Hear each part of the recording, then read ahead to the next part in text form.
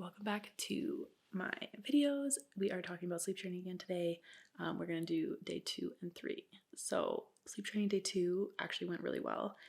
He fell asleep quickly. I dream fed him at 10:30. He went to sleep quickly. He woke up a little bit before the 3:30 feeding, but he fell asleep quickly, and so I was able to go in and feed him.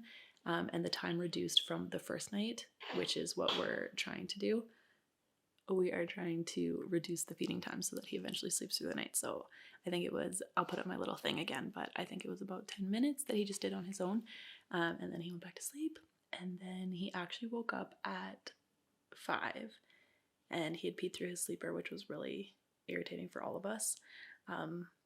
He had felt wet during the feeding, and I was like, no, it'll be okay. And then so when he woke up at 5, I knew that's why he was waking up. So I went in, picked him up, and then changed him, and then put him back to sleep, which he did fine. It was whatever. And then he woke up again at 6:30, and I went to go pick him up because they say that the morning time is 11 to 12 hours from when he goes into his crib. So between 6 and 7 would be that time. And he had peed through his sleeper again. So that's why he woke up again. Because usually he doesn't wake up at 6:30. Usually it's more like after 7. And so I picked him up and pretended it was morning because I didn't want to feed him and put him back to bed because that's counterproductive to this whole thing. And so we got up, which is an earlier time than normal, and we were like, oh, good morning, open the blinds and turn on the lights, and we went downstairs and fed the dog and did everything. And he was just so grumpy. He was just like, Mom, why are we awake right now? And I was like, hey man, I agree. So at 7:30 we actually went back up and I fed him, and then he went back to sleep. We both slept till 9. I went back to bed too, and so that was great. We've learned our lesson that when he wakes up before 7, he's not really ready to get up. And so the night was good. And so I was like, oh, maybe we're in the clear for the sleep training, 2 days. He's a genius. We figured it out. But last night, for the third night, he went to bed fine. It was good. And then he woke up 2 minutes before the dream feed at 10:30. He woke up at 10:28. And now I'm going to pay more attention to make sure that we don't have this happen again, because then he woke up, and the rule is you can't feed him when he's crying, right? Because that rewards him for crying.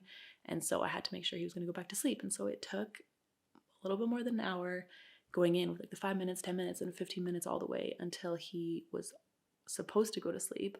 And around 11:40, he had a lull in his sleep, or a lull in his crying, and wasn't sleeping. But I cheated a little bit, and I was like, he's not crying, so technically he's not crying and then being fed. And I don't know how much longer he was gonna keep crying. So I went in and I fed him, and then he went back to sleep and put him in the crib, and he did all that, and so it was fine. And so then he didn't wake up before the 3:30 feeding because he had just went to bed at midnight. And so I did the dream feed at 3:30, and it was actually 7 minutes at his own leisure, so that was good. And then he woke up at 6:30 this morning, and like I just said, it's just too early, and I know he's not ready to get up. And so he wasn't crying, he was just whining a little bit. And so I let him just fuss around for 10 minutes, 20 minutes, and then he went back to sleep, and we slept until 7:45. So after the first dream feed situation and that whole crying, it was fine. So I think as long as I can beat him to waking up at that time, then we're gonna be good. So we're gonna go in tonight and hope that it is smooth and there's no crying, because we feed him before he wakes up. So stay tuned, I will let you know.